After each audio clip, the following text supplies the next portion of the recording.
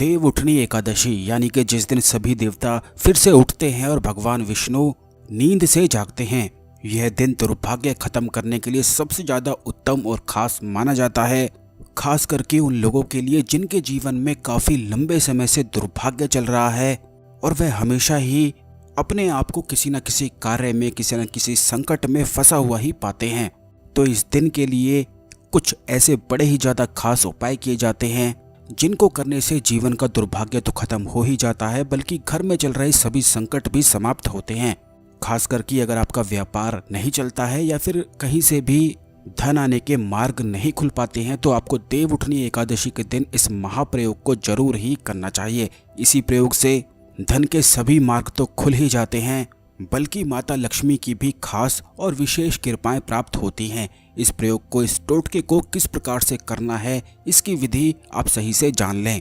आपको बता दें कि भगवान श्री कृष्ण ने तुलसी के पौधे को लक्ष्मी स्वरूपा बताया है और इस टोटके में तुलसी के पौधे पर ही आपको एक मुट्ठी चावल के साथ इस टोटके को करना है। इस प्रयोग को, इस टोटके को जो कोई भी कर लेता है उसकी बिना मांगे ही सभी इच्छाएं पूरी होने लगती हैं और हर तरफ से धन के द्वार भी खुलते हैं। तो दोस्तों, इस टोटके को करने के लिए सबसे पहले आपका जो घर का मुखिया है उसके सीधे हाथ की मुट्ठी के बराबर आपको चावल ले लेने हैं।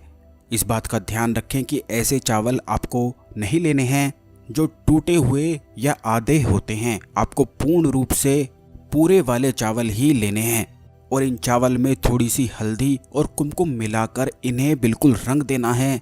इस टोटके को खासकर कि कोई भी घर का व्यक्ति कर सकता है, लेकिन चावल बिल्कुल घर के मुखिया की मुट्ठी के बराबर ही होने चाहिए।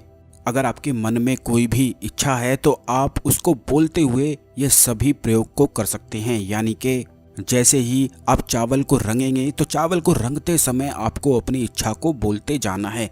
इस बात का ध्यान रखें कि बहुत सारी इच्छाएं आपको नहीं बोलनी है, केवल एक ही इच्छा के लिए इस प्रयोग को, इस टोटके को करना है।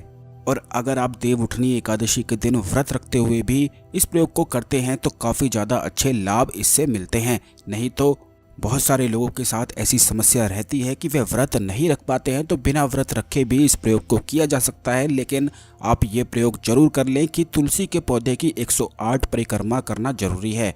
बहुत सारे लोग परिक्रमा करना भी नहीं जानते हैं, तो उनको बता दें कि उनको सिर्फ क्लॉकवाइज डायरेक्शन में ही, यानी कि जिस दिशा में घड़ी घूमती है उसी डायरेक्शन में तुलसी के पौधे की परिक्रमा करनी होती है।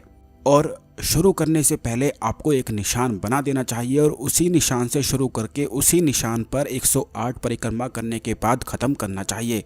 निशान बनाना इसीलिए ज़रूरी है जिससे पूर्ण रूप से परिक्रमा हो सके। सबसे पहले आपको परिक्रमा कर लेनी है और उसी के बाद इस टोटके को करना शुरू करना है। खास करके जिन लोगों के विवाह के योग नहीं बन पाते हैं या फिर विवाह में बहुत ही ज़्यादा अड़चन आती रहती है, क्योंकि बहुत सारे लोग हमसे इस बारे में पूछते हैं कि विवाह के बाद उनके जीवन में लड़ाई झगड़ा बहुत ही ज़्यादा अधिक बढ़ जाता है, तो उनको तो ज़रूर ही इस प्रयोग को कर लेना चाहिए। क्योंकि देव उठनी एकादशी के दिन जो कोई भी व्यक्ति इस प्रकार यह टोटका कर लेता है उसके जीवन में फिर विवाह से संबंधित परेशानियां नहीं होती हैं। इसी उपाय से शुक्र ग्रह अच्छा हो जाता है और जल्दी विवाह के योग भी बन जाते हैं। यानी कि पूरी तरह से किस्मत को बलवान बनाने वाला यह उपाय है। तो आपको इतना करना है कि चावल लेने के बाद इस बात का ध्यान आपको ये रखना है कि अगर आप धन की परेशानी के लिए कर रहे हैं, जैसे कि अगर आपके घर में बहुत ही ज़्यादा तंगी धन की होती रहती है, तो आपको घर के मुखिया की मुट्ठी के बराबर चावल लेने हैं। और अगर आप इसे शादी विवाह और अपने लिए करना चाहते हैं तो फिर आपको अपनी मुट्ठी के ही बराबर चावल लेने हैं। इस उपाय को कोई भी कर सकता है, पुरुष भी महिलाएं भी सभी कर सकते हैं। चावल को हल्दी और कुमकुम से रंग लेने के बाद आपको इन चावल को किसी भी सफ़ेद रुमाल में, सफ़ेद कपड़े में बांधकर तुलसी के पौधे के साथ इसे बांध देना है। इस बात का ध्यान रखें कि जैसे आप इसे किसी कपड़े में बांधेंगे तो उसी कपड़े को तुलसी के पौधे में तुलसी की टहनी के साथ इस रुमाल को, इस पोटली को बांधा जा सकता है। अगर आपकी तुलसी ज़्यादा बड़ी है तो आप इसे ऊपर की ओर बांध सकते हैं। अगर आपकी तुलसी छोटी है, तुलसी का पौधा छोटा है, तो आप ज़मीन पर रखते हुए भी तुलसी के साथ इस पोटली को बांध सकते हैं। जब आप यह सभी चीज़ें करेंगे तो अगर आप अपनी इच्छाओं के लिए कर रहे हैं तो यह सभी कार्य करते हुए अपनी इच्छाओं को बोलना नहीं है, मन ही मन केवल दोहराते जाना है। और अगर आप धन की परेशानी के लिए कर रहे हैं तो आपको ऐसे ही करना है, लेकिन उसके साथ एक सिक्का भी कोई भी धन स्वरूप बांध देना है। बस इतना करने से ही अगली एकादशी तक आपको इस पोटली को तुलसी के पौधे के साथ बंधे रहने देना है और रोजाना अगली एकादशी तक तुलसी के पौधे को जल चढ़ाना है।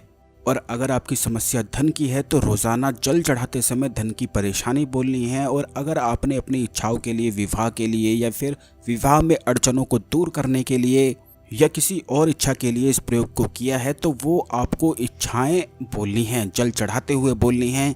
और अगली एकादशी तक रोज सुबह नहाकर आपको जल चढ़ाते जाना है और शाम के समय एक दीपक को भी आपको जला देना है। यानी कि इस एकादशी से शुरू करके अगली एकादशी तक, आप अगली एकादशी कब है यह कैलेंडर में देख सकते हैं, नहीं तो हम आने वाले वीडियोस में आपको पहले ही बता देंगे। बस अगली एकादशी तक इसी तरह से संपूर्ण टोटके को प्रयोग को कर लेना है। ये बड़ा ही ज़्यादा अचूक और दिव्य प्रयोग है, खास करके देव उठनी एकादशी के दिन ही किया जाता है। इससे सभी प्रकार के दुर्भाग्य दूर होते हैं, तो जरूर आप इस प्रयोग को करना बिल्कुल भी ना भूलें। और ये बात ध्यान रखें कि जब एकादशी, अगली एकादशी यानी कि आ जाती है, तो उस दिन आपको यह पोटली को खोल लेना है और उसी दिन, उसी अगली एकादशी के दिन किसी भी भगवान विष्णु के मंदिर में जाकर इन चावल की पोटली को चढ़ा देना है और फिर से अपनी इच्छाओं को बोल देना है। केवल इतना करने मात्र से ही सभी इच्छाएं पूर्ण होती हैं, सौभाग्य में वृद्धि होती है और शुक्र ग्रह भी अच्छा हो जाता है। घर में ही मौजूद आसान सी चीजों को लेकर यह प्रयोग किया जा सकता है और इसे कोई भी कर सकता है। अगर आप इस उपाय में, टोटके में कुछ पूछना चाहते हैं तो आप कमेंट कर सकते हैं। वीडियो को लाइक करके कमेंट बॉक्स में जय श्री हरि विष्णु, हर हर महादेव लिखना बिल्कुल भी ना भूलें। और इसी तरह की खास ज्ञानवर्धक जानकारी हमेशा पहले पाने के लिए चैनल को सब्सक्राइब करके बेल बटन जरूर दबा दें, जिससे आने वाले सभी ज्ञानवर्धक वीडियो आपको समय पर और सबसे पहले मिलते रहें। धन्यवाद।